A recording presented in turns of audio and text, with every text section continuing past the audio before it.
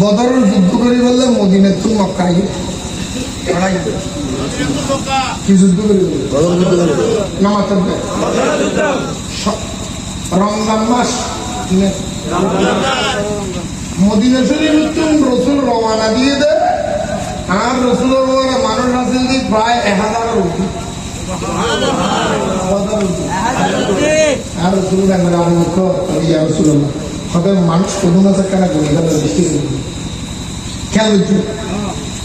আর কি বই গণি ফেলা কি 1000 উঠি